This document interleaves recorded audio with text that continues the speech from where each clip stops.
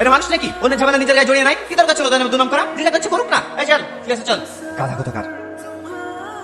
কি রে সালমা, আজকে ঘরে না বসে উপরে বই নিয়ে বসেছি যে? কেন যে উপরে পড়তে বসেছি বস বলছি। জানিস অনেকদিন ধরে আমাকে একজন চিঠি দিচ্ছে।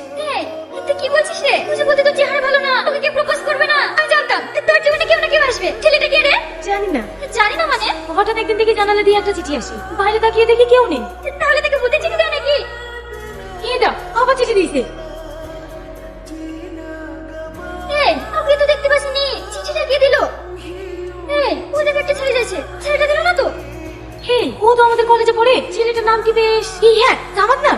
রাইট, এবার বুঝতে পেরেছি। ওই সামাদই তোকে চিঠি দেয়। ওর এভাবে চুরি করে প্রেম করার কি দরকার? হ্যাঁ, কাল কলেজে কি হয়েছে? না তুই কিছু বলতে চাস না। সেরকম হলে আমি ওর সাথে কথা বলে নেব। ঠিক আছে, যেটা ভালো বুঝিস সেটা করে। এবার চিঠিটা তো খোল, দেখি তোর পাগল প্রেমিক কি লিখেছে।